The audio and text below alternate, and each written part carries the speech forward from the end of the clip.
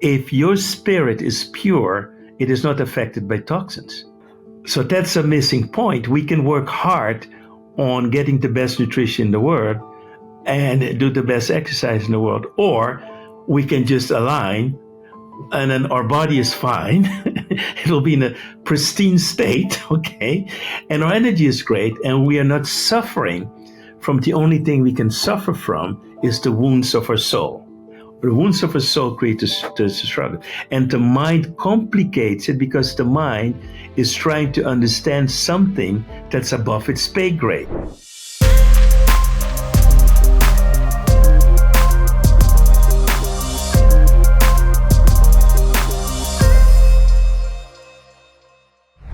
Welcome to the Dr. Espen podcast. I am Espen, your host, and today I'm joined by a very special guest. This is Dr. Martina, who has 45 years of experience as a medical doctor, specializing for the last 14 years in quantum field hypnosis. We are going to have a conversation that you would not normally hear from the allopathic and or holistic, more so from the holistic, not so from the allopathic perspective. And we're going to go deep, and I'm just going to throw it out there. Today, we're going to talk a little bit deeper as to what quantum healing and or quantum medicine is, who we are, what is potentially happening in the world. And we're going to learn from someone that's over 4 decades as an MD, now having taught this for a very long time, and has some very, very powerful things to say that I think we should all pay attention to. So when you're ready, let's start with the big breath. And I want to say thank you so much, Dr. Martina, for joining us on the show. How are you today? I am so blessed because I wrote 30 years ago a book, and I said, I want to come to Australia, but I need someone there to invite me. So maybe, so I feel very, very honored to finally make that connection, and especially with you. I would say a brother warrior, but also very interested in the new field. We call it quantum for a lack of better words, but it is all about energy and really what I would say Nikola Tesla and Einstein all said.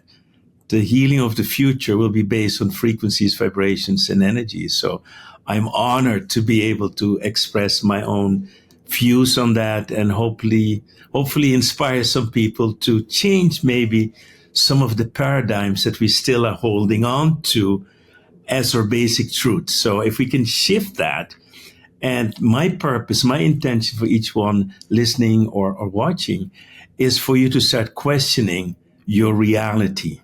Is this real? What they believe is real? Or is there maybe an opening to another reality that you can slip through and maybe find what you've been looking for all of your life? That's my intention for those that watch or listen when they do.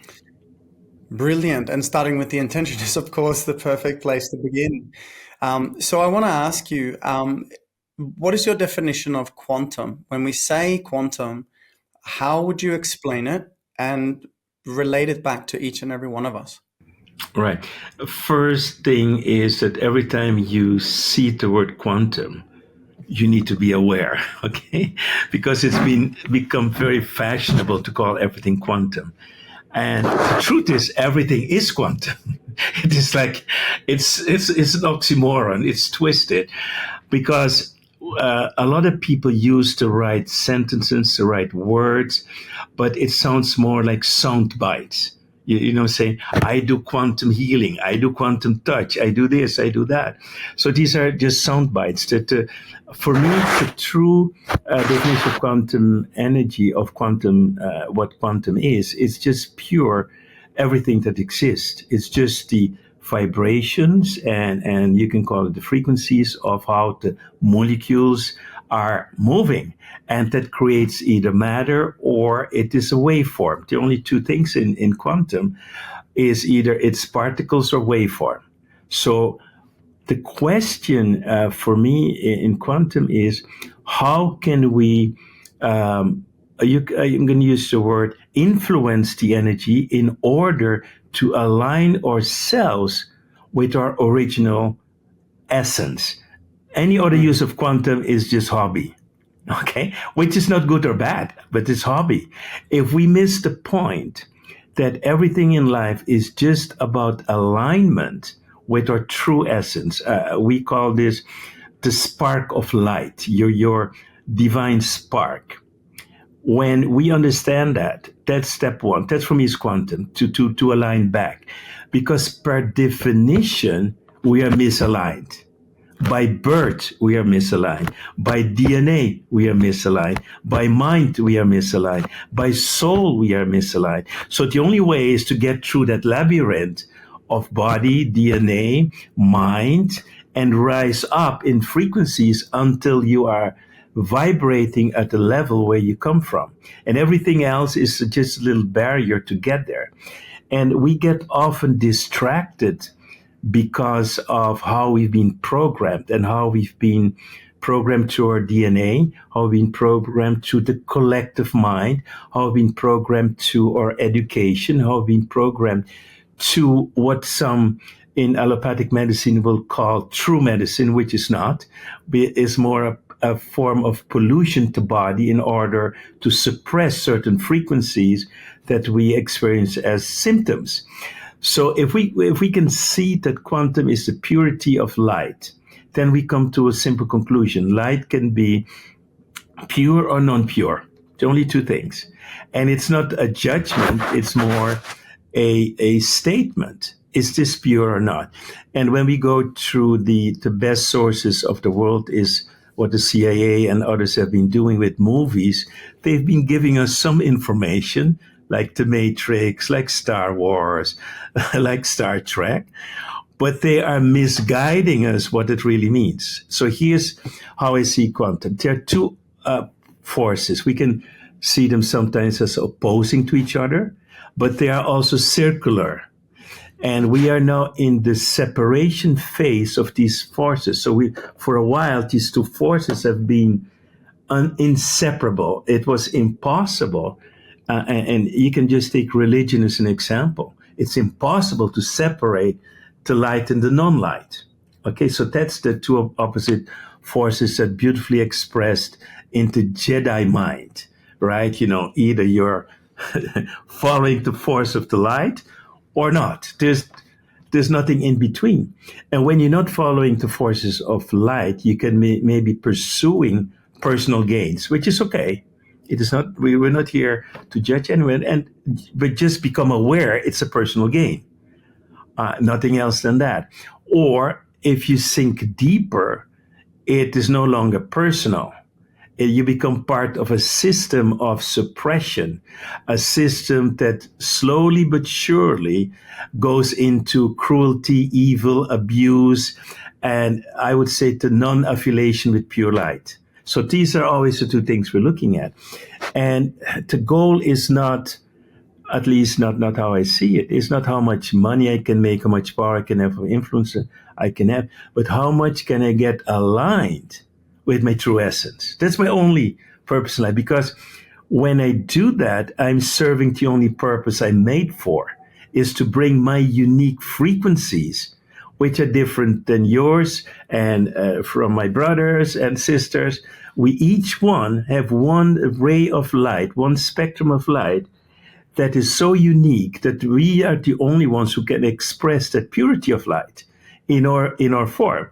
And if that's the way we use quantum, I think it's a blessing. If we use for personal gain, it could make it easier to make personal gain, to go for the impossible, to go out of the state of thinking where you always are blocked by the limitations in your thinking. All right. So, and most of us are trained to be limited in our thinking. So quantum is a way to get out of that limitation. And the first rule of quantum is that everything is possible.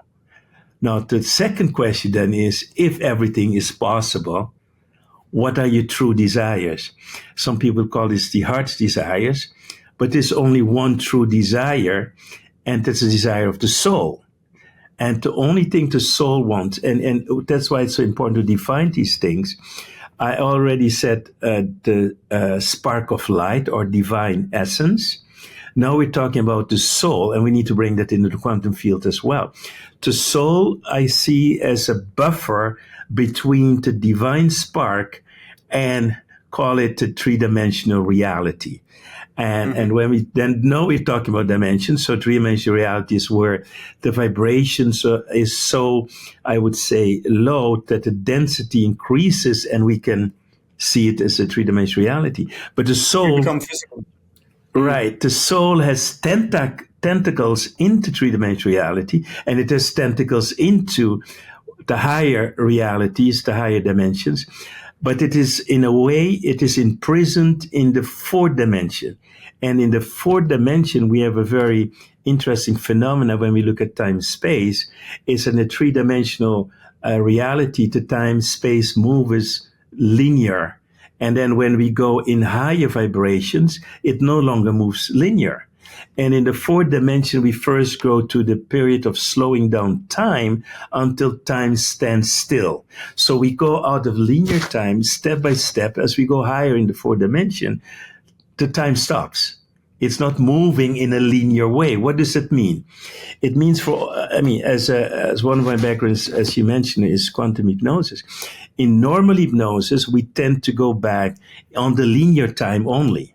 So we call this regression. We say, oh, you have past lives. In quantum, there are no past lives, as time is not linear only in three-dimensional reality. We can call it parallel lives. It's a simplification. Parallel to what? I'm saying it may have loops we don't know. So I would just call it, there are different variations of our soul experiencing the three-dimensional reality.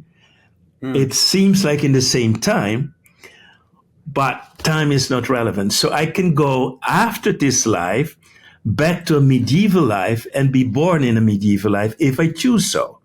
It is not so that the past is closed off. And because of that, now we're entering into a time zone. And I think that's why I'm so happy that we're having this discussion right now, that everything we knew from our teachers before are no longer valid. All the gurus, all the masters were teaching from what I call the old school way of things. We're teaching inside of the illusion of things and not true to all the layers of the illusion. And that's the difference. So a lot of the things, and I'm going to go into a few of these aspects just for the people to understand, for everyone to understand, is that when we go into trauma therapy, as good as it is old school. When we go into past lives, as good as it is old school. Doesn't make sense. When we go into any kind of therapy where it is difficult, it is processing, it is struggling, it is fighting, it's old school. That doesn't mean old school doesn't work. It just means the old school is a slow way of doing things. So now comes in the new schools. So we already now have borrowed from those that never lost contact with nature, plant medicine.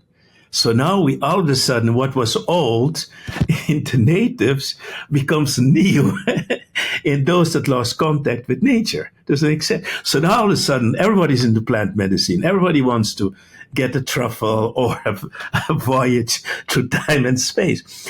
But here's the problem. As we know nothing, a lot of us will first have to go through the illusions of fear that we created ourselves.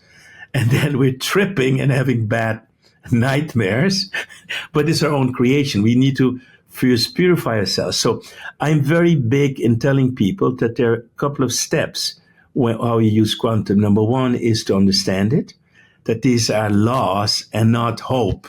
I don't hope that I'm going to attract a lot of money. I'm going to follow the laws to attract a lot of money. I don't hope that I will get well. I follow the laws to restore my body to a higher vibration. So we need to change and explore the laws of quantum. And when we explore the laws of quantum, we will see that we have in the third dimension reality an overruling force for the mind, and that is the laws of Newton. So our first, I would say, step into mastery is to see how can we defy the laws of Newton. So, for example, the laws of aging, very Easy one. We believe we need to age in a certain way. Is that true? Not true. Another paradigm in the laws of Newton is that the body needs food and liquids. Not true. Because if I can connect to the higher realms, I can feed the body from higher frequencies. As long as I feed the body from the earth, I am an earth dweller. The moment I let it go, and that could be just in a week of fasting, or a weekend of just going inside, not eating, to detach from the laws of Newton, to at least vibrate with the laws of quantum, then we will reach much higher levels. So that's more or less a little bit getting into quantum, to give a little bit of space for everyone to find their own hook into the soup of quantum. Mm-hmm. Well, firstly, I, for one, will go back and listen to that over and over again and take notes and write it down, because there was a lot in a short period of time. Thank you, sir. That's high level. But again, it is indeed so simple. And just pointing this out, you're 71. I'm 41. I got more wrinkles than you, mate. So whatever you're doing is making me Okay. In the future, I'm going to say it's the Met bet, but I don't have one. Oh, it's the Met bet. Oh, it's frequencies. All sickness and suffering is a lower vibration. As we come from waves into particle, we are limited in that realm. And so the fact that you bring these multidimensional tools and technologies into the upper third dimension for us to assess, discern, and deploy, if we choose to do so, I think there is no other way for the evolution of humanity, let alone the healing potential that we have within, but that way. And it's beautiful to see that we are, we're getting somewhere now. The old paradigms, Max Planck proved this over 100 years ago. And now we're starting to implement these things. Not even close, not in any systems, not in education, not in healthcare yet, but here we are pioneering ahead. So, man, exciting to have you here, sir. So I'd love to know your beliefs and or your hypothesis on who we are as human beings at the moment. As we know, we only operate at a very low potential at the moment. The human eye can only see 0.008% of the colors that exist in the room right now. The human ear can only hear 0.0035% of the phonons, the sounds that exist in the field, in the space right now. And we know that by the five senses, we call it the matrix. We're barely seeing a blip of what exists in the field. And so then comes the discussion around DNA. Some say, and I think there's some validity to the theory, that we've been, now we're operating in a 2-carbon stranded DNA, very limited potential. What's your belief and hypothesis on, as we heal, let go of darkness, accumulate light, and, come up to the higher realms, or bring heaven on earth, bring heaven into the body, bring the light into the body, in terms of the activation of so-called dormant DNA? What are your thoughts? Wow. Right in there. We jump right into the rabbit hole. I like that. Okay, in order to answer that, we need to first define a few things. And one of the things we need to define, because you use that word, human being, we need to define what do we mean with that word. Because I have a different definition. My definition is we are astral beings. Okay, so if you say you're a human being, you are identifying with your carbon part. So we are the astral being. So in doing that, we need to step out of the idea of what the DNA is and look at the DNA itself first. And then the second, what you call the dormant DNA is not dormant at all, it's the astral DNA, at least from my definition standpoint of view. It just gives a little bit more something to hold on and to step out of the scientific approach that seems to be right, but it's still constructed from the 3-dimensional approach. So we need to widen our scope and look at the same thing with different eyes. So now, first, you need to understand how we are created and what happened, and when do we actually can say this is my body. So those are the things that are important, and also what happens during that whole process of being born on this planet. And once we do that, now then we can go back and say, okay, this is a normal process. If we would redo it, what do we need to do different? So first point where we're going to start is the conception point. So what happens at the conception point is where two databases of DNA come together and they unite. So there are choices made in those databases. So the question I would ask, who is making those choices and selecting which parts of the database is becoming active? That's the first question. So in your definition, it will be which part becomes active, which part becomes dormant. That's still in the physical DNA. 3D. Let's put it there. Yeah. 3D. Yeah. We're talking 3D here. But now we have an higher D, let's say, component, and that's the spirit. So divine spark is the one that blesses that, let's say, oneness of two sides. This is the one moment that duality becomes oneness, and most people miss that point. Yes. Do you get it? Yes. It's the moment of oneness. That's the moment where we can inject again, what do we want with this life? Now, oneness separates into duality at that point. Yeah, exactly. So if we want to change our life, we need to go back to that point of oneness. So we'll get to that in a second. So we have one point of oneness. Now we have one cell, and we have now two databases united in one. So a part of the database is switched off automatically. You have too much information, so you switch off. But in that switching off, also certain things are switched off that actually is not favorable for us. Does it make sense? Now, what we need to know is that part of DNA, we can still influence it with the same light that give it life. So if we go back and connect to our spirit self, and we now go back to the moment of conception, we can make now a new intention going backward. So when we talk in quantum timeline, about quantum timelines and parallel timelines, the biggest mistake people make over and over, they start at the point now, and they don't go back to the first inception point, because that's the inception point. And an inception point is the moment that information is put into a container, into a memory. Now we have the second thing is that at this point, we only have the karma of the forefathers from mother side and father side. If you're a man, you will have an X and an I, and if you're a woman, you're double X. So what is the I? And that's a very nice playing of words for following the X. Why do two X's create a certain type of body and the Y creates another type of body? And why are so much confusion right now about gender? And what nobody is talking about, I don't hear anybody talking about microplastics, about toxins, about all the heavy metals in the previous vaccinations that we have before we even know what the vaccination was. Then we have none of that.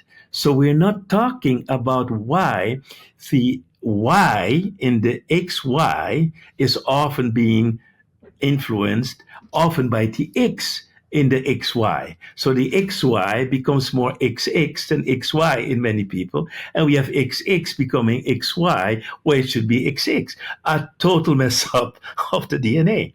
And that is pure to toxic environment that we live in. We have introduced, as you know, hormone disruptors into our system, into our foods, into everywhere. And neuron disruptors are in there. We're just messing up our database, number one.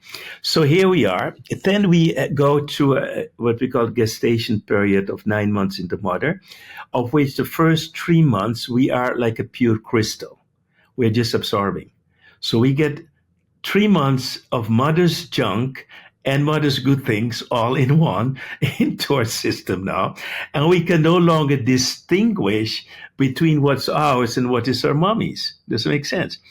Plus, now we enter in the, after third month, now the soul has a body that has a stronger neurological system.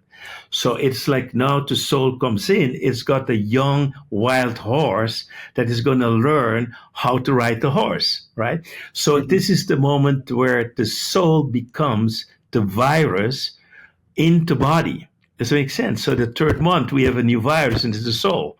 And there's a period now coming between the soul overlaying its own programming, whatever pain it wants to address in this current, I would say, environment. So the soul comes to say, listen, we have still some unresolved issues to solve. Now, some people, yeah, go ahead. Mm-hmm. No, I was just saying Yeah. lessons, things that it wants to experience, to heal, to equilibrate, to learn in this dimensions kind of thing. Exactly. But the soul, now let's go first to another thing. We're not here to learn shit. Sorry for the French. You're not here to learn anything. Nothing. That is just a creation of an illusion to keep us moving forward through our search to become the light that we are, to keep us going slow. We tell, imagine, we're now developing AI. So what's the AI? AI first need to learn a lot of the language. It need to learn how to express, how people express it, what the meaning of all those words. That's learning. Spirit is not learning. The spirit doesn't need language. Spirit is just what it is. So the learning is not for the spirit. So for who is the learning? Is it for the identity that we created, that we are humans? Then yes, we're learning. If we let go of that identity, say, I'm an astral being, I know everything there is to know. I'm here with one purpose only, is to express myself in a dense world. I've no other purposes of my existence than to learn, or not to learn, to find ways to express myself in a dense environment. That's what we want. And then we go right into all the programming that happens. We're fighting technically on one side with the database from our parents, of which one part is hardcore and one part is energetic, which we call epigenetics. And now we have the soul imprint that comes in and says, listen, here's my list of desires for this life. You're going to fix this, this, this, and that. And now you're going to do it the right way. So that's one thing. Then we have the moment of birth itself, and we get this imprint where for the first time we are being exposed to the frequencies that outside of our mother's belly. Before we had this kind of a protection shield. Now all of a sudden we get an imprint. So we are caught in that moment, like now the imprint of the whole universe comes upon us and we get a stamp. So we're born at this time, at this moment, and this was your stellar, let's say your planetary and interstellar configuration this time, which will define your human self, not your astral self. It defines your human self in what lessons the human self has to learn. Does this make sense? Which I can all bypass. The number? Do you mean the time and the date and the location of birth? All of that, yes. Your astrological imprint. That defines for the human a pathway that you need to overcome. And the only way to overcome it is to go back to your astral self, because you're not a human being, but an astral being. But these are like extra handicaps and extra, I would say, like bonuses. You're just like when you go play a game, you can choose your power and forces. So you get that in your body as well. But the DNA also brings the weaknesses of the forefathers, the epigenetic imprints of the conflicts, and all of those are also in that. And all of that together becomes now you. And that you now is believing it's just simple, I am me, but you're not. So when you believe you are you, that's not who you are, because then you're identifying more with the complexity of all the human self, the DNA, the forefathers, the soul. Or you say, I am the astral self and am not defined by all the rest. Do you understand the difference? And the only way out of the mess is to align with the astral self. And that's your divine spark. So going back to the DNA, there are two things that will happen. One, in what we do, we first start to clear up what the natives were doing for a long time, clear up all the shit of the ancestors. That's not my shit. When I clear that up, what happens automatically, I become the barrier breaker. I become the one holding the light. I'm the runner for the family, saying, I break free for you. And then come part two, I upgrade my DNA. And now you sent it back through the same old DNA. You sent back the new information, because most people think that your forefathers no longer exist. They're still held captive by the fourth dimension until they're released from their stuff in the fourth dimension. So as the light bearer, I can also release from my forefathers. So when I go through my processes, I'm releasing backward. Eh? Now I have my own, let's say, children and all stuff. That's a different issue. I can release for them. If they're under a certain age of consciousness, I can carry a lot of stuff for them. But if they reach a state of consciousness where they can make decisions, then I cannot carry for them anymore. I can only hold the space for them to hold to I can make it favorable for them to make choices that align themselves more with who they are. I can hold that space for them, but I cannot make the choices for them. I can give them information, but they will be the ones holding it. The other thing, now you mentioned also a little bit about the healing. So with the DNA, we go first backwards, we clean it, and that's just easy. Epigenetics is just about frequencies and vibrations. And if my mind is trained, and everybody, it's quite easy, is the power of intention in the right environment. And that's why it's so good to do it, for example, in a retreat or workshop with someone else, where you have the space that is conductive, that your alignment with the co-creators becomes stronger. The only reason to have retreats is that the people who come in are stronger by the power of the number of the group. And that works more powerful than one person being by themselves, because you're using what we call the form of multidimensionality, where everyone is one. Every healing in the group benefits everyone. And that makes it a tide rise all boats. So that's the power of retreats.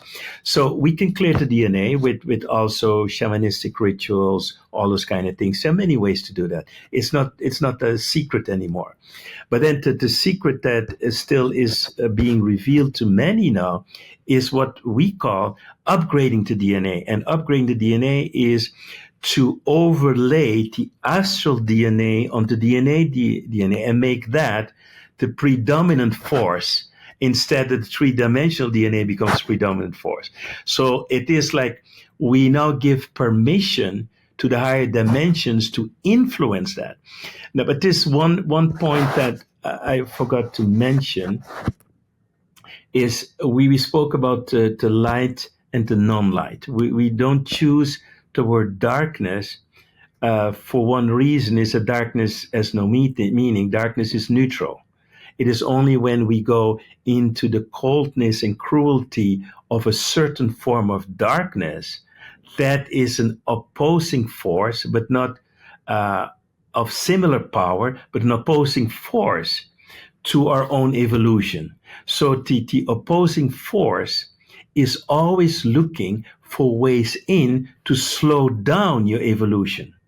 Because if I can slow down your evolution, you will struggle more. You will fight more. I will get you either to become a victim or a so-called warrior that cannot stop fighting. And to believe, well, look at me, I'm a warrior, I'm not a victim, and you're still struggling. At least the victims say, okay, there's nothing I can do. I'm going to lay here and just feel the torment and go through it. And the warrior used the energy to fight the torment, but we're still stuck in the same battle.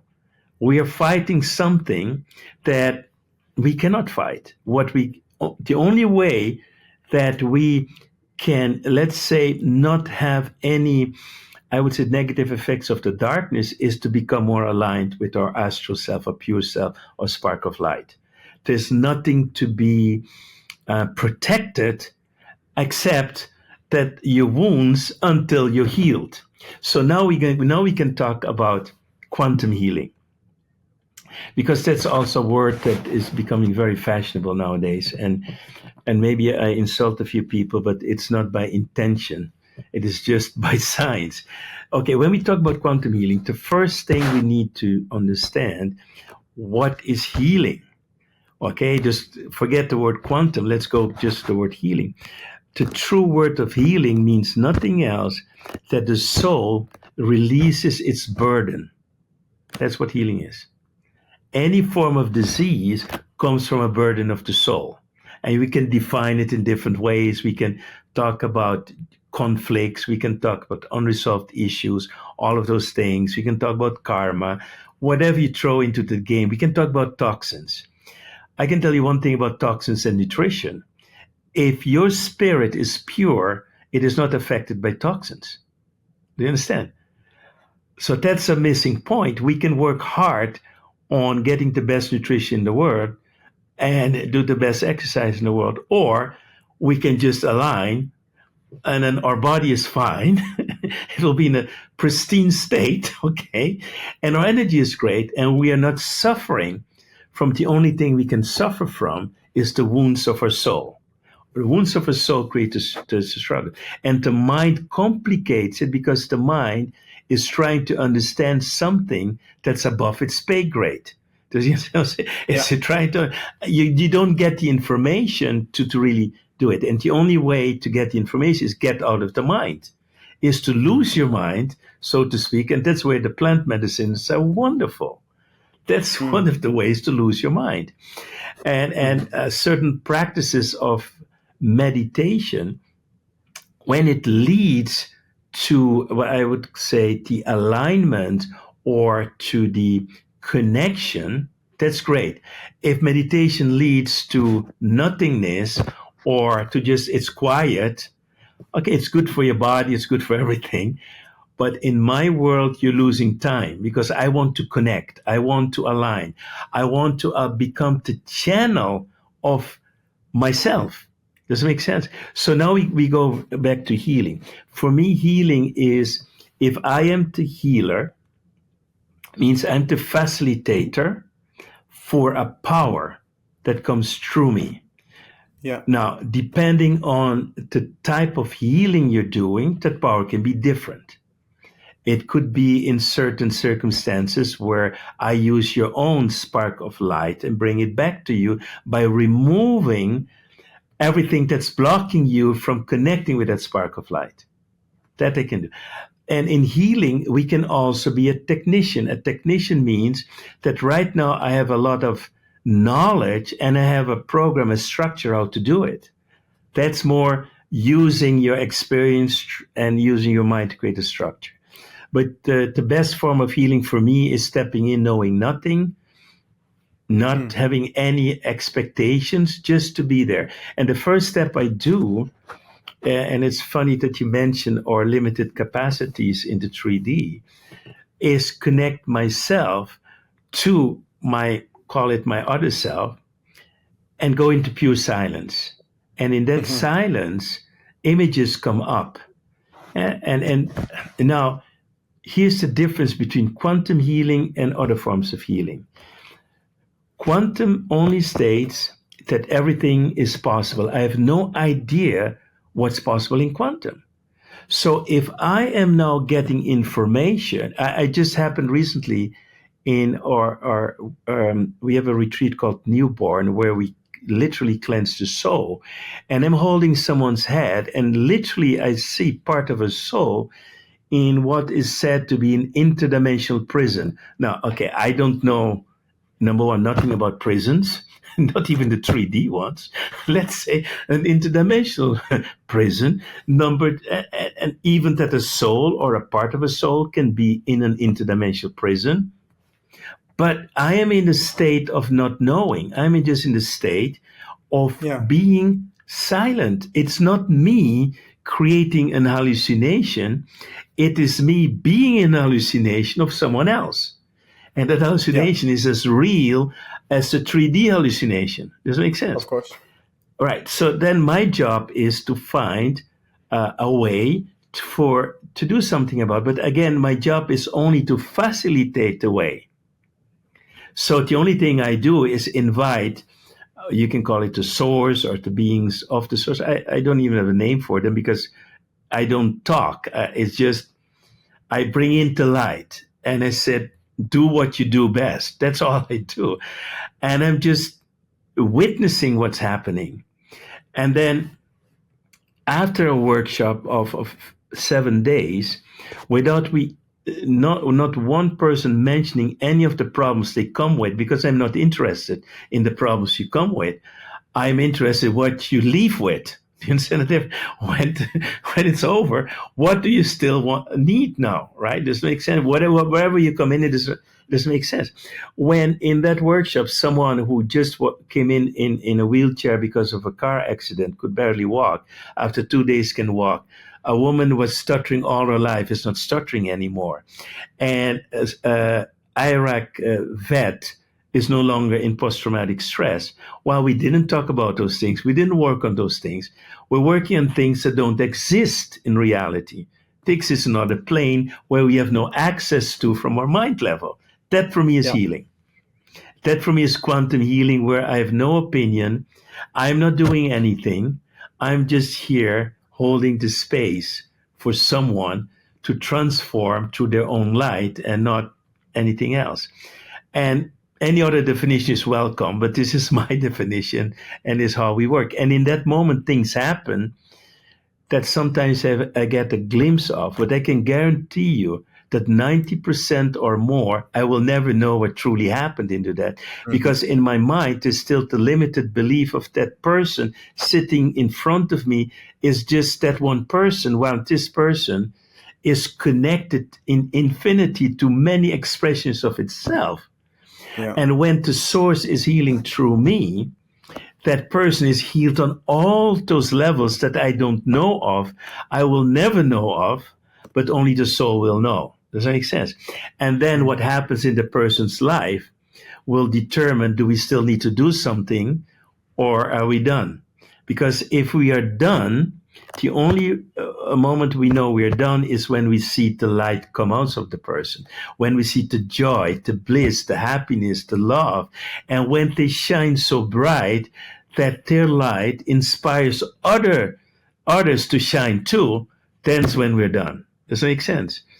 And some of Mm. these persons I would love to revisit because they may have a present for me that I cannot see in myself. So I often love to go back to the people who are now full of light and say, this anything, just touch me, just feel. Because I love that experiment because it can always show you something that you're not aware of. And today I believe I know everything, then please shoot me. It would be a waste. I agree. It's so good to know how little we know. I love Yeah. unlearning. It's so important. And not unlearning because I am. That is Yeah. okay. Again, very, very next level. So, would we experience through the processes? And you know, we are talking 3D here, so we're talking structure. I know many of our listeners and viewers will get some of this, understand some of this, as I say, and I think you know some simple places to start could be useful. I, for one, when I realized, or maybe I should say, remembered who I was, you know, I am all that has ever been and will always be in this life. They happen to call me Espen. When I remembered, I started looking at some of the ancient practices from around the world. You mentioned many shamanistic or shaman type practices. We've got the Upanishads, we've got the teachings of Jesus and awakened ones from different lineages and traditions. And it seems that these principles of fasting and simplification and purification are just quite common in the awakening process.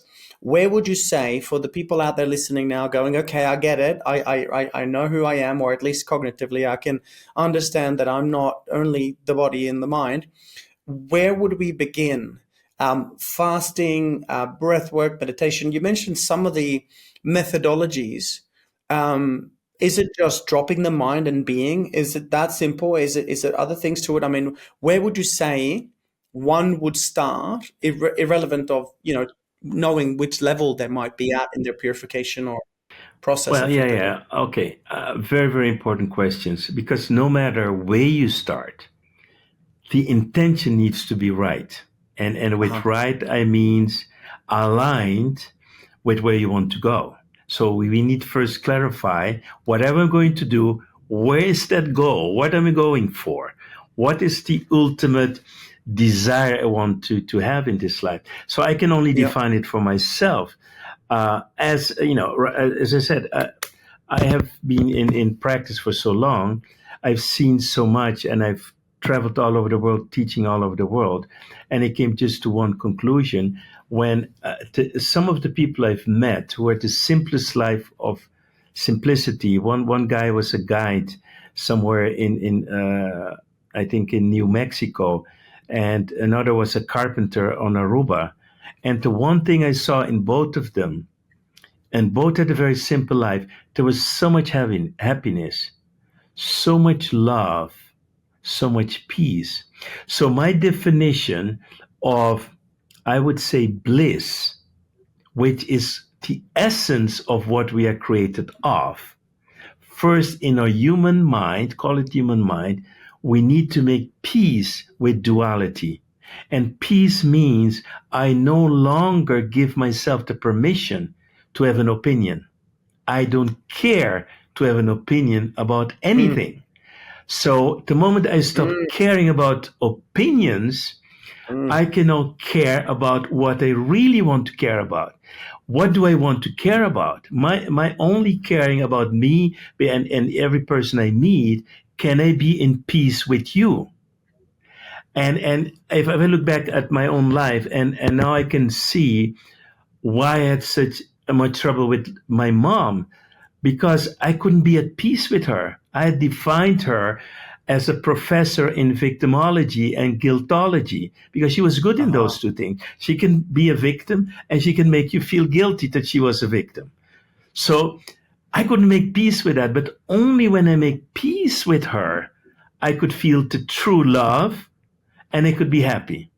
But as long as I don't make peace, nothing is going to happen. And when we look at frequencies and we look at the scale of Hawkins, peace is higher than love. 600. Yes, because peace is oneness. Peace is not making a choice. Peace is quantum. You see, non-quantum is binary, yes or no. The superposition, everything is possible. That's the position. That's where you want to be. And so if that's your goal, that should be your number one goal in life. If not, your life is wasted. Trust me. I've tried over 400 times, wasted 400 lives, and I go for another round. And I'm 71 have no now. Right? Okay, so have no 71. opinion. Have no opinion, like right? It.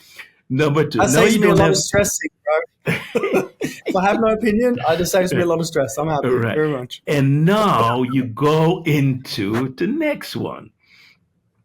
And that is what I call the expansion of love, not love. Most people are, oh, I want to feel love. No, love is not static. Love is dynamic.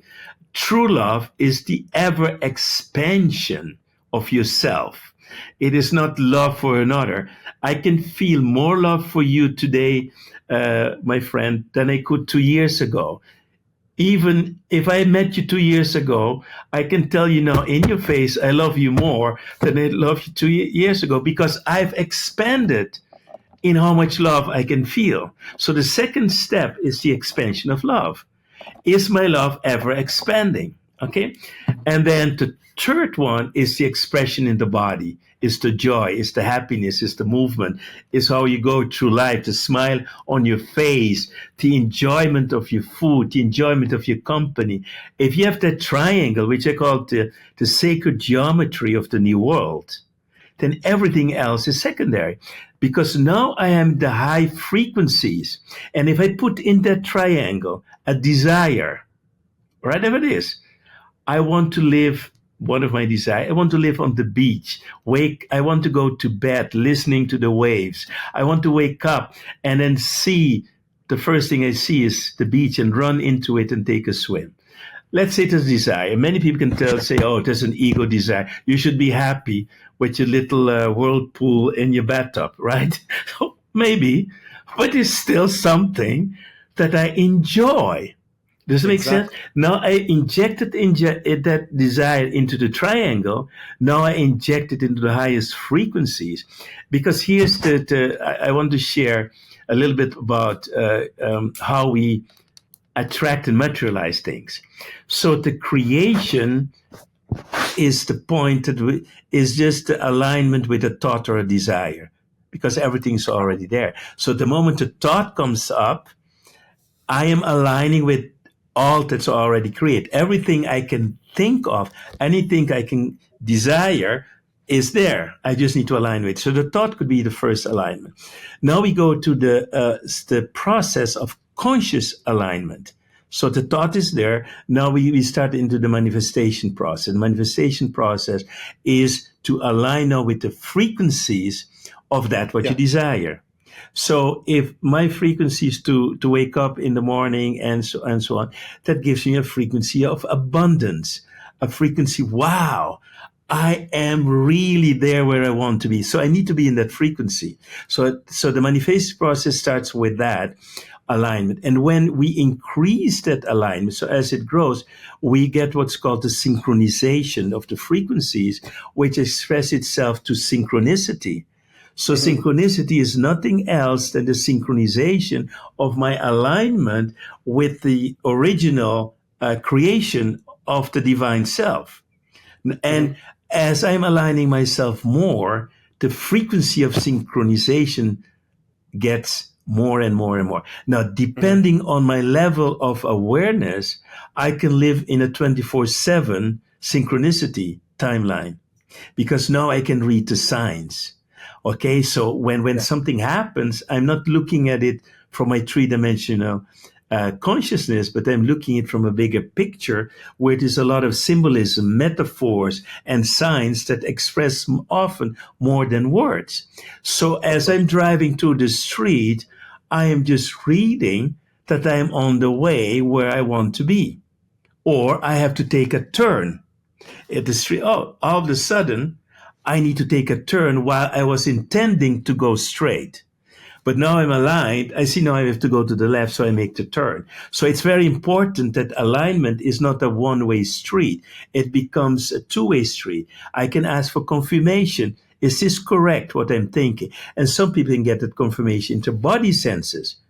Some people literally get goosebumps. Some people get, whoa, I feel this in my belly.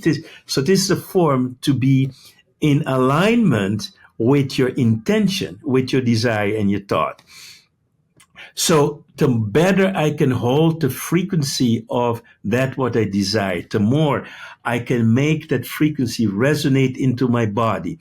And the body consists of 2/3 of, let's say, liquids, so that it becomes literally a mechanic vibration tuning fork.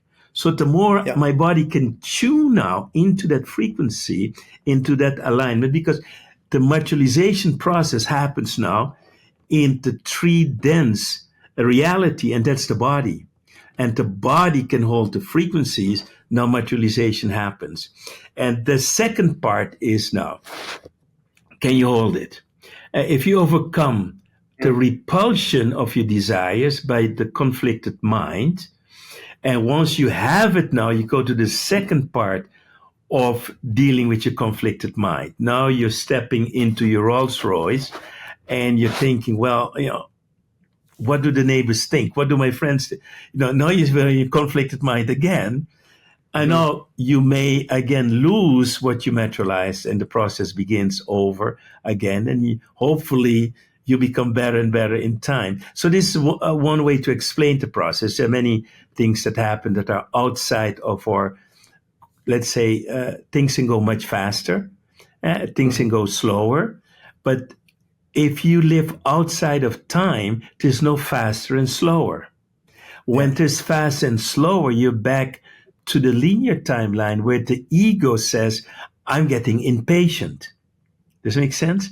So it's the ego says, whoa, this is going too fast. Some people get scared when it goes too fast. That's the ego. But you're always going at the right speed of the frequencies you can hold. Does it make sense? And so I have to step out of, is it there or not, and step more back into the triangle. I am at peace. Am I expanding my love? And I'm expressing my happiness. That should be the triangle, because that's my portal that of materialization. If I can keep that portal strong, materialization goes the way it goes. And I will always be in the high frequency, because now I no longer care if tomorrow I sleep in that place or 3 months from now. Mm. Because in my frequencies, I'm already sleeping in that place. I'm Yeah. already happy. I'm already feeling it. And when it Mm. happens, it will feel so natural for me. It's like, yes, of course. How it happened might surprise me. Does it make sense? Hmm. So that's all different. So when we understand that process, it is quite easy to understand how to become a master. The only mastery you want is peace, expanding love, expressing happiness. And then you already live, then you move from the I consciousness to the we consciousness. And the we Hmm. consciousness is where we live in a world where peace is the basic foundation, where love is the energy that we share with each other, and we express our happiness in a community where we live together. That's the new world. That's the golden age.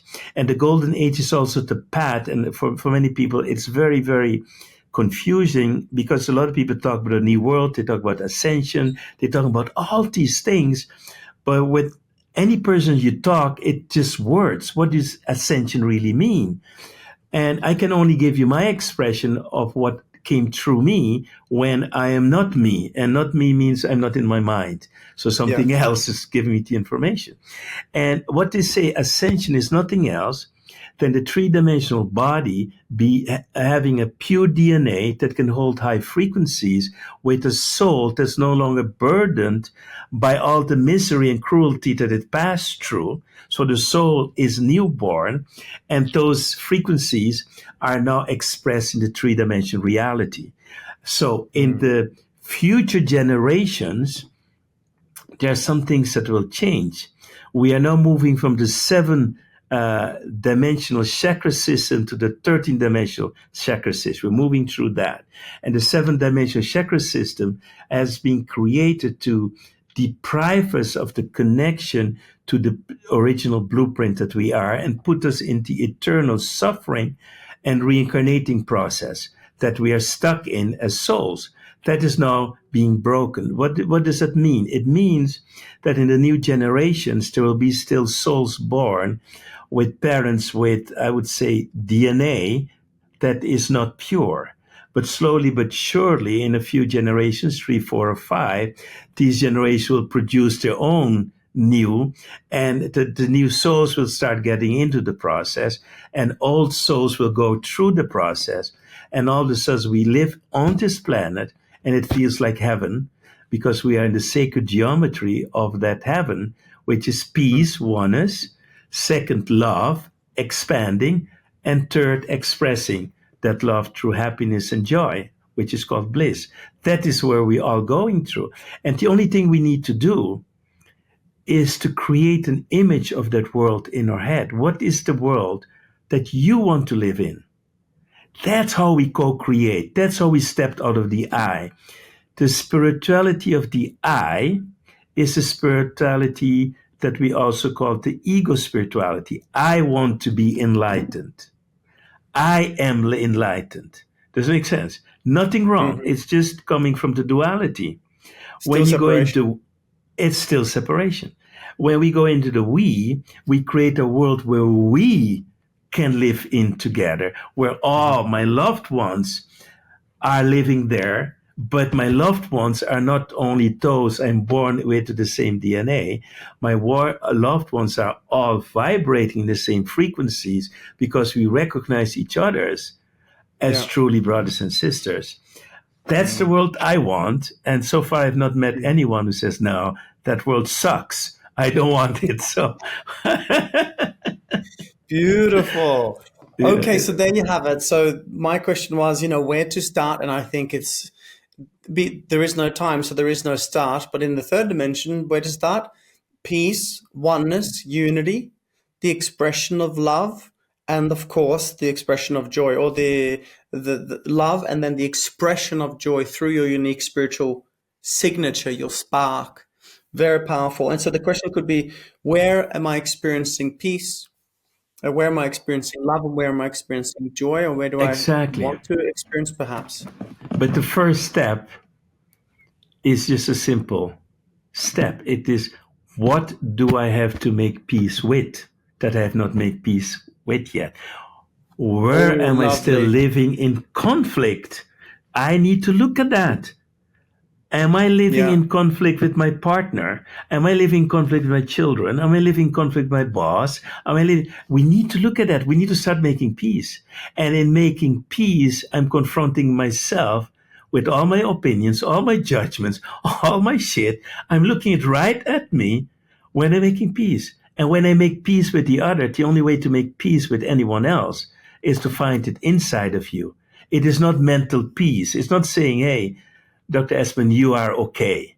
No, it is looking you in the eye and say, I love you just the way you are, without any Mm. pretense. That I can say that to another man, to a woman, face to face.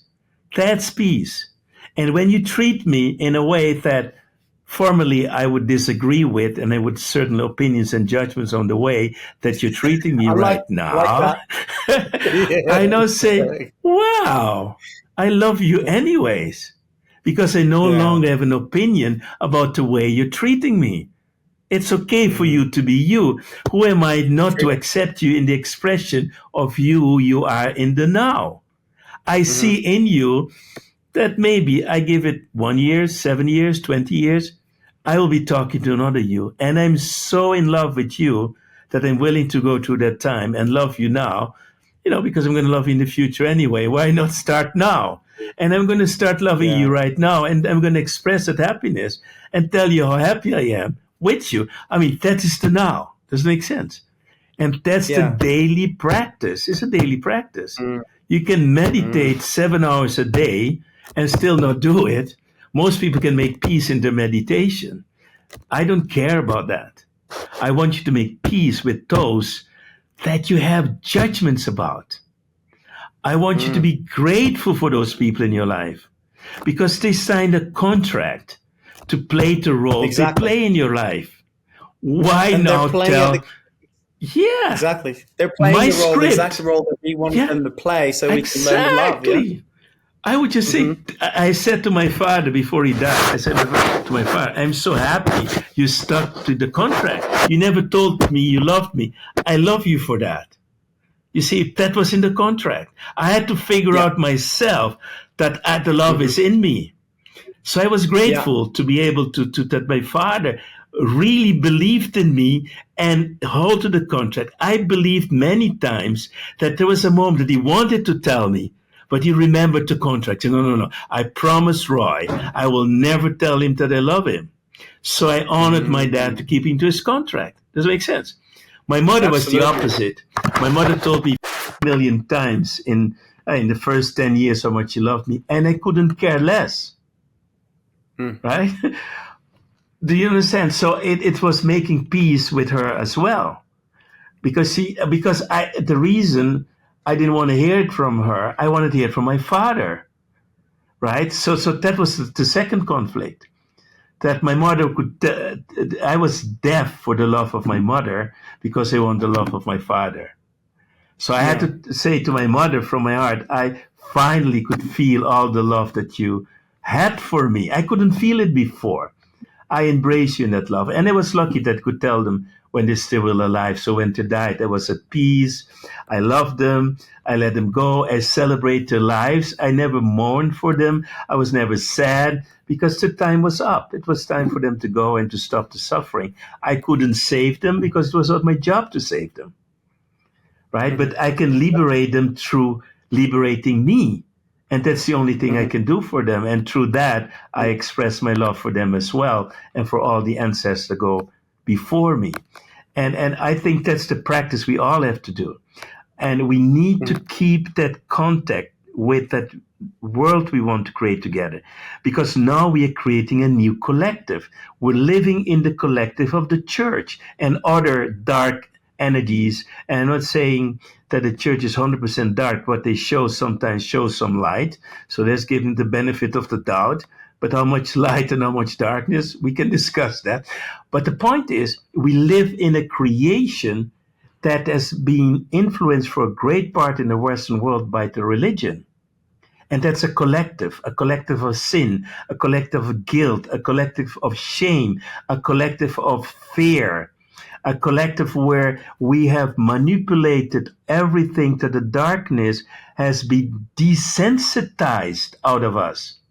We celebrate. I'm in Rome right now.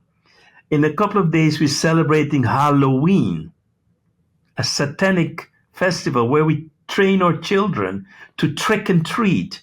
I scare you, you have to give me something in return. Where does that come from? So we are in that collective that we even don't understand. And we need to create a new collective. A collective that feels good in our heart, a collective that everyone can say yes to. You're not creating it for me. We are creating for us and our children and our grandchildren, even if we don't have children, because we may come back one day.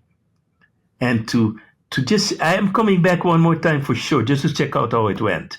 Just, hey, how did that go? Are the new schools there that I had in my mind? Is a new healing there that I wanted to see? It's a new form of living together there. I want to experience that as well here on earth. So I'm coming back for that. I love how unstoppable we are, because, you know, you could take us out, we could leave the physical form, but that's only temporary. And so I might just come back and do it again. So what is there to fear, right? Yeah. I want to ask two.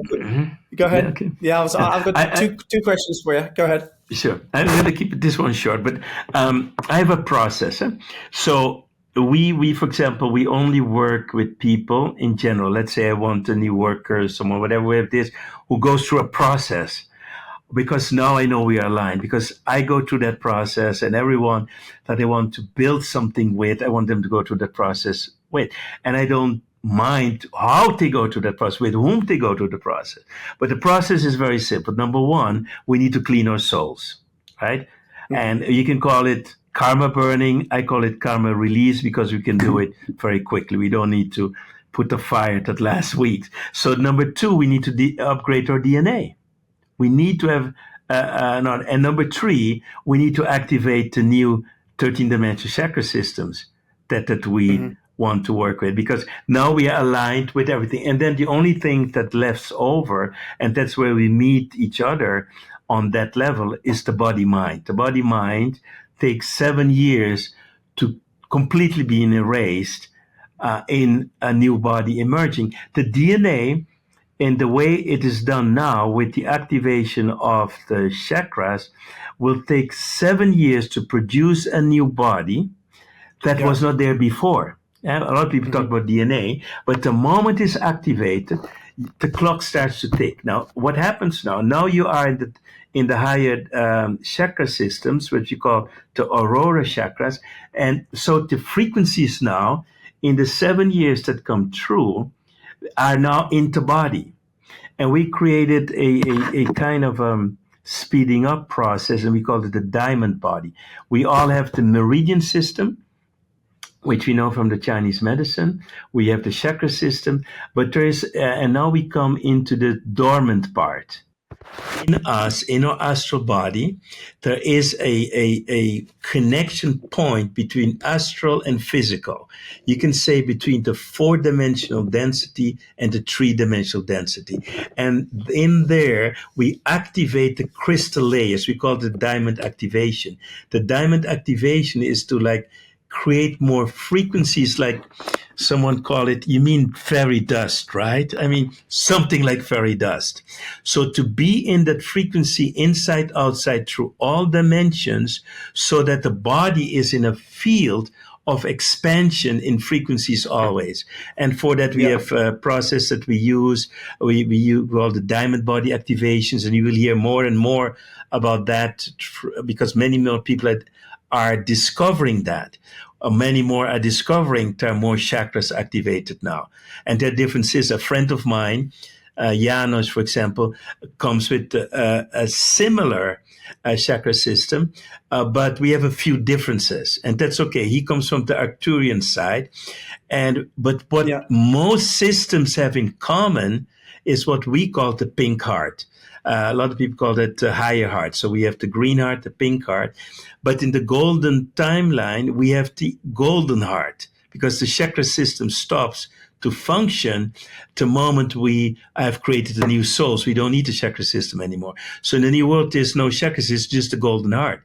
And the golden heart is where our sacral, our astral body and our physical body unite. So basically, we have three uniting points. Now we can start with the pineal gland, but it needs to unite in the heart because the heart is the bridge between the three-dimensional reality and the fifth-dimensional reality. So that's what we're working on. And all the new people, the new teachers are doing exactly similar things. All are clearing up the body, clearing up the DNA, erasing the mind stuff, clearing soul stuff. So we are all going in the same direction. And that's really great to see that what we got it, even though we speak it in different languages. But I love to meet my brothers who do, for example, the work with ayahuasca and stuff like that. There are many new stars in the field where you see things that you go, whoa, what are they doing? So there's a lot emerging in this time. And when you have no opinion, you explore everything with a clean mind. You just look at it. And the first thing you do is also feel it. Check it. Does this resonate with me? Maybe it doesn't. That doesn't mean it's bad for another one. It doesn't resonate with me. I have no opinion about this. I only know for me, it doesn't resonate now. Ask me 1 year from now and I'll go back in. Most people just did one time a search and 1 year later they don't check. They already know. But you don't know. 1 year from now, I go back in. Does it resonate with me now? And all of a sudden, it feels right now. And then it was the right thing for me to do now, but not 1 year before. That's the state of not having an opinion. Nothing is good or bad. What resonates with me, resonates with me. If it's not, it doesn't resonate with me. But I do not judge it. I just say it doesn't resonate with me at this moment.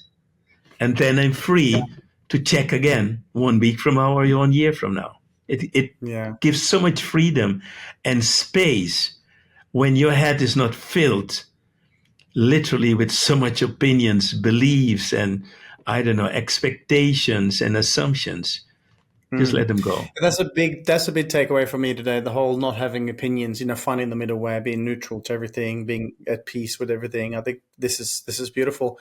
I've got 2 questions. First, before I ask you what you're going to present on, because I've invited you to speak on our stage coming up soon, so I want to ask you that question to kind of give our listeners and viewers a bit of I'm gonna check that out. Before I ask that question, I'd like to, if you could share your power of breath. So I think some listeners and viewers have heard this, but I broke both my legs in 2006 on a motorcycle in Melbourne. And then in 2008, when I took all the metal out, I got a staph infection from the hospital. And I got sicker and sicker. The staph got into the bone marrow of the right femur. It got systemic. My blood count started changing quickly. Like I knew that I was physically dying. That was the belief, and that was what the tests were showing at the time. And they were bombarding me with broad spectrum antibiotics just in case it would, work on the staph infection, which of course it had very little to no effect as it annihilated my immune system. And so I tried the standard route. I did everything I was told for a year and a bit, and I got sicker and sicker. I lost 15 kilos. I was told that either they would need to amputate the leg or that I might die. And so I went home, I started breathing. And I don't know, I know now, but I didn't know then why I was breathing. It literally came through my crown like a lightning bolt, like a moment of clarity. And so I sat up and I started breathing.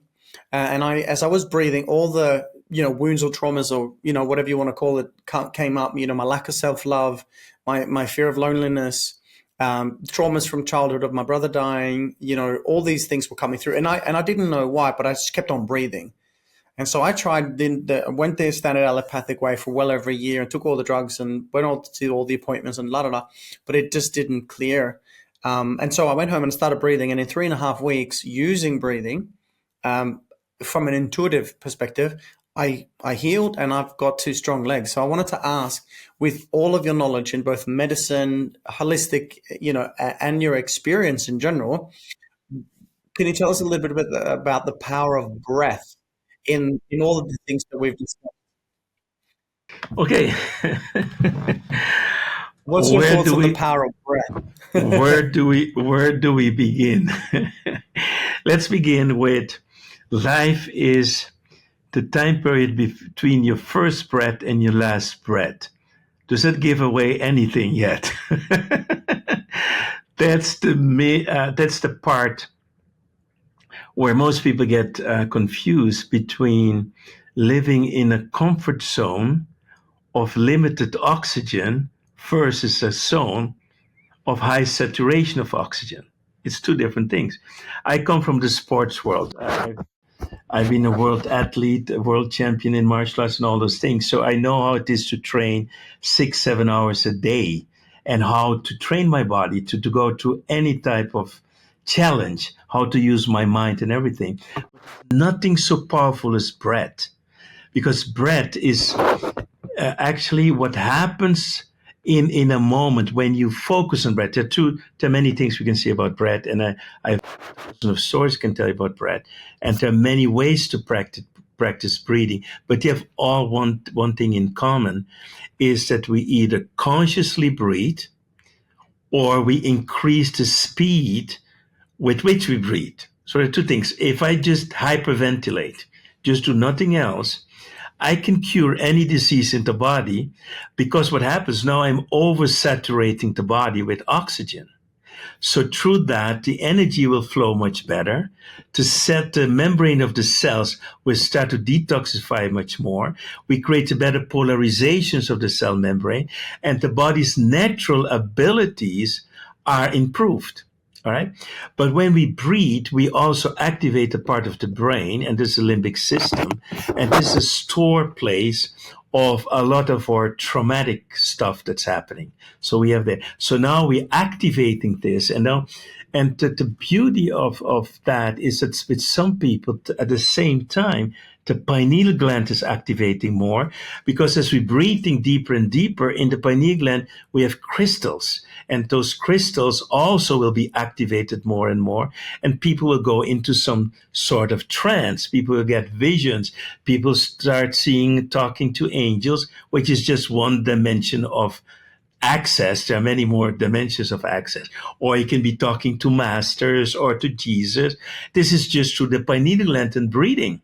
So, for example, I've been to Joe Dispenza once, and all of what he's doing is around breathing. That's his main power of what he's doing. And the rest is nice. But it's breathing is the secret there. Does that make sense? Because he's pumping up, bringing people to the state of where they totally hypooxygenated and then they're almost fainting and then releasing. That's a shock to the system. And the brain waves go through those breathing from beta, we were externally focused, to alpha, we internally focused, to theta, we're now omnifocused or omnipresent.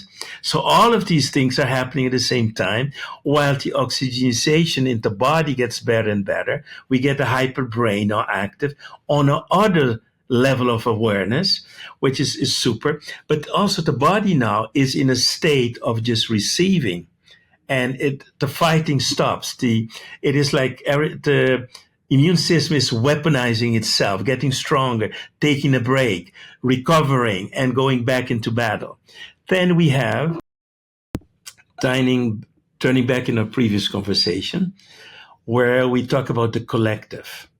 You heard from the collective what the collective thinks, and you decided you were no longer going to obey the collective mind. You stepped out of the beehive mind into the real rebel mind, which was a higher mind. Does this make sense? And that's where healing happens. If you had listened to the doctors, I can guarantee you that that leg would have been gone, literally. Does it make sense? And now, in my own experience, I was once with a Buddhist monk in Thailand, and he was famous for his breathing technique, which he called Pong Yup, and some people called karma burning. And he cured everybody with the breathing technique. So, and people come from all over Thailand to spend a whole weekend breathing, 8 hours a day. Some of them during the breathing start screaming. He has done it with the soldiers of the army with post-traumatic stress. 8 hours of breathing, no post-traumatic stress anymore. Does that make sense? It is the most underused simple technique that we have. All my cancer patients, they have to breathe. They literally, I tell them, breathe for life.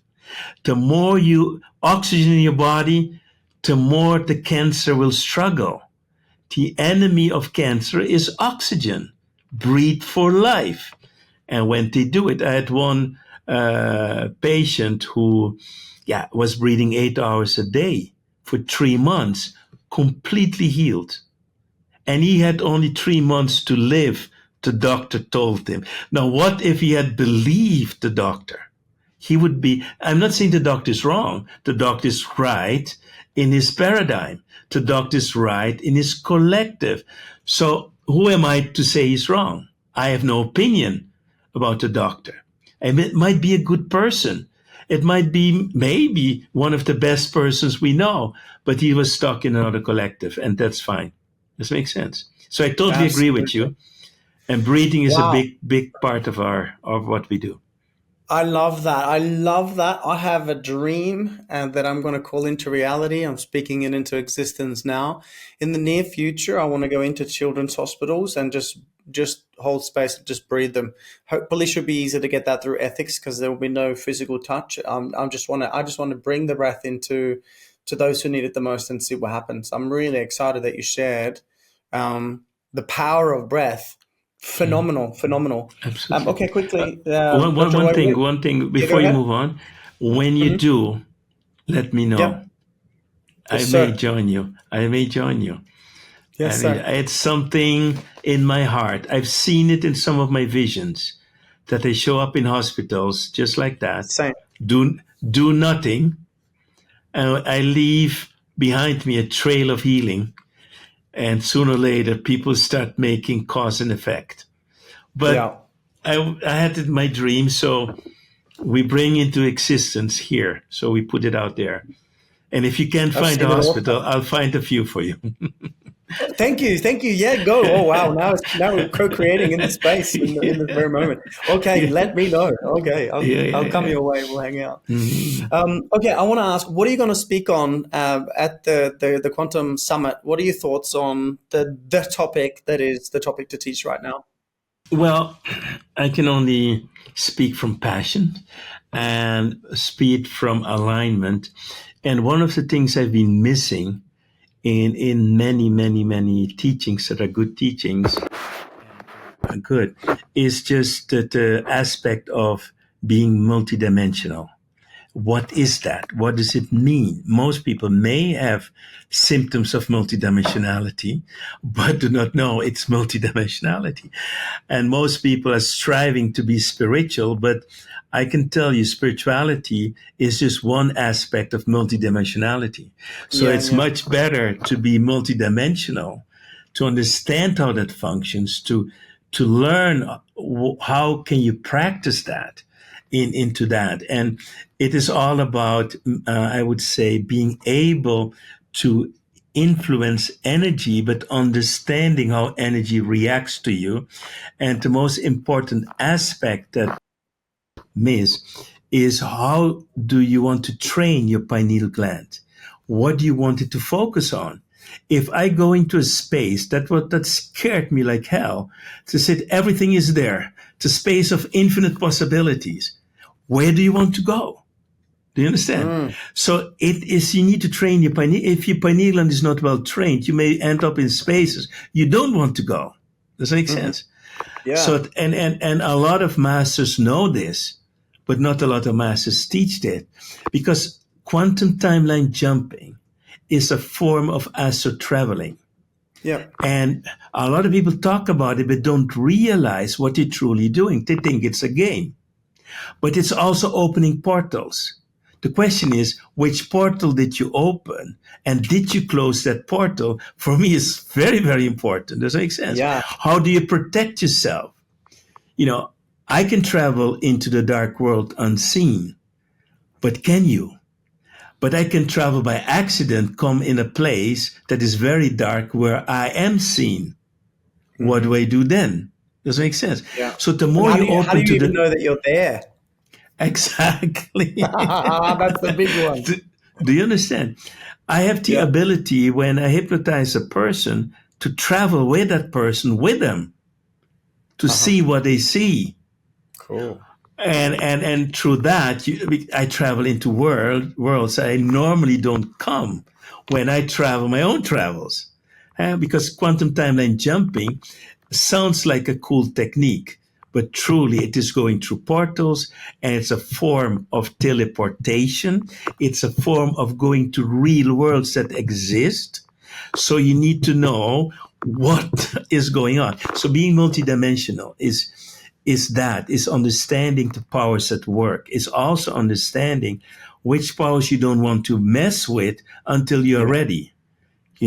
There's certain fights I couldn't do when I was a child.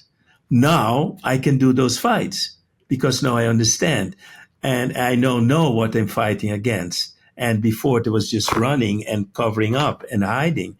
But so we need to understand much more about media, because here's the point.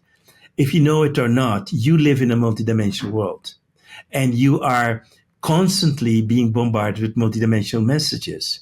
So the question is, Yeah. do you understand those messages? Are these messages the messages that you want to have? Is it information that you want to have?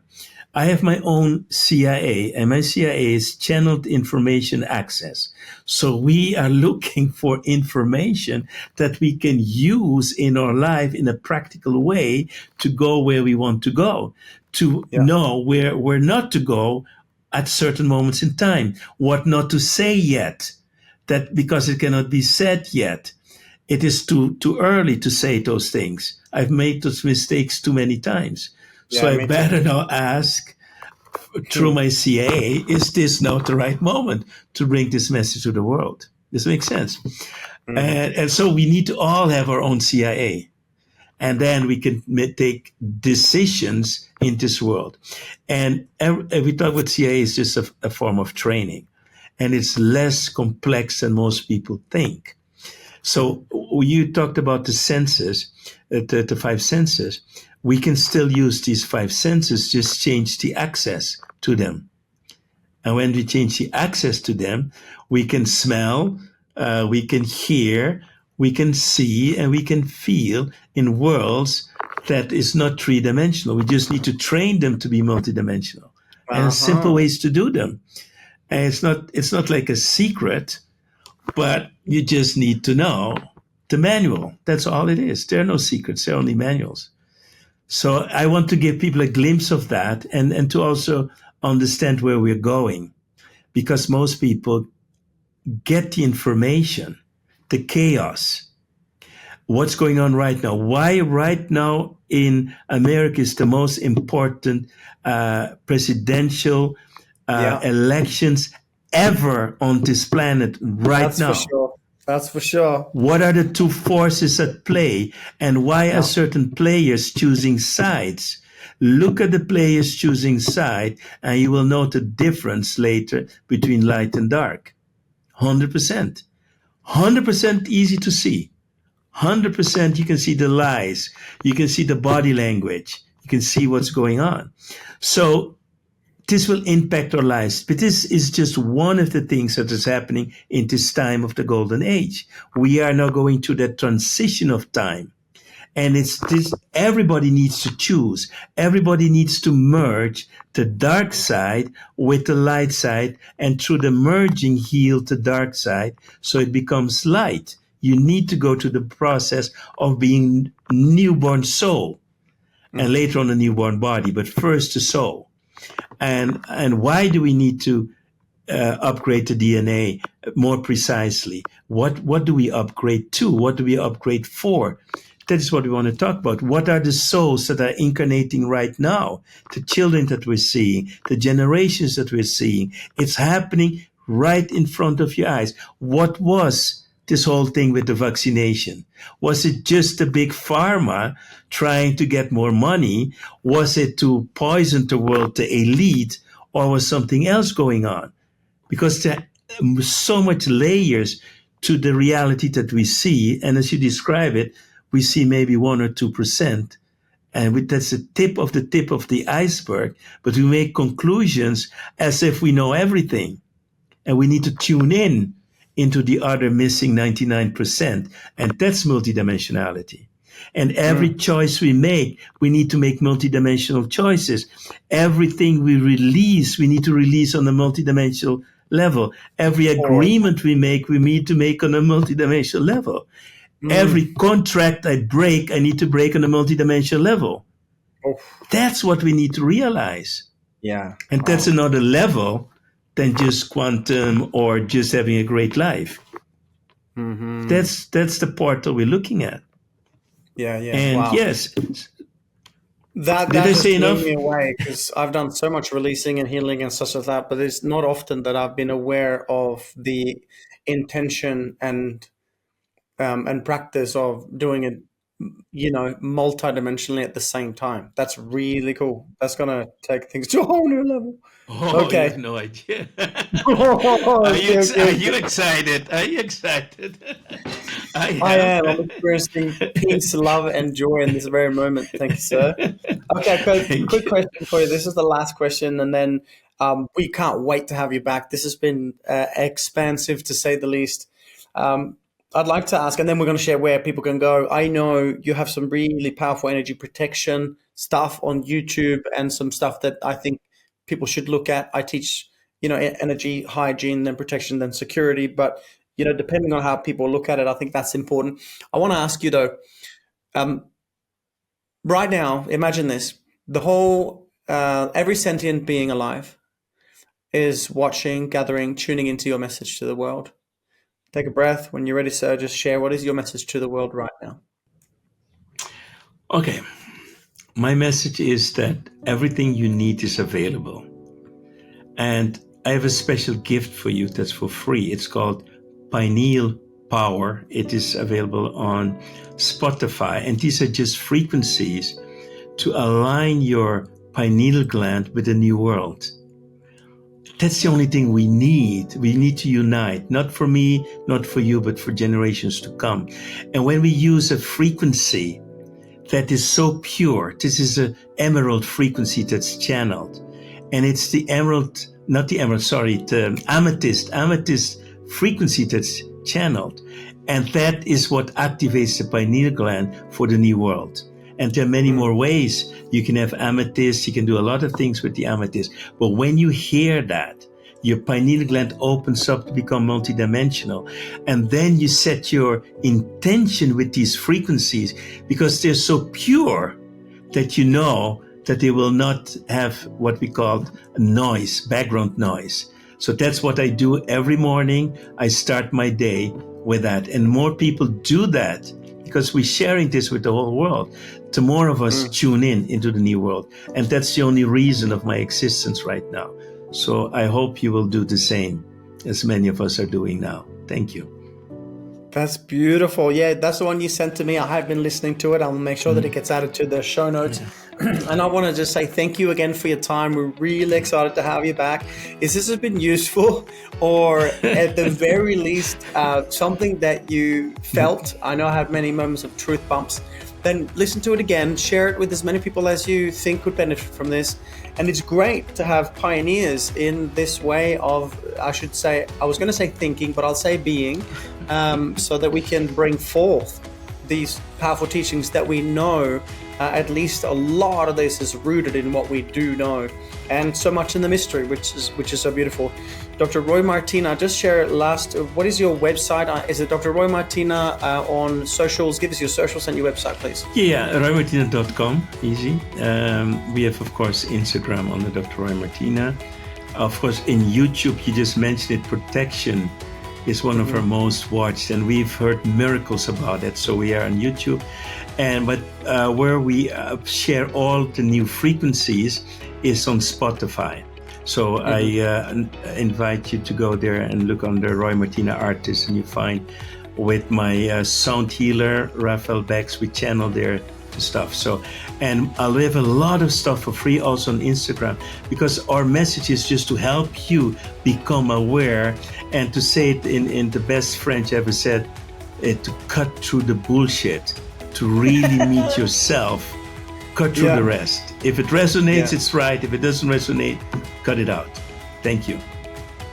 Oh, it's been an absolute joy. Thank you so much. We're looking forward to having you on the stage, on the quantum stage soon. And God bless. This is Dr. Roy Martina, everybody. Thank you. Until soon. Thank you for the opportunity. Bye-bye.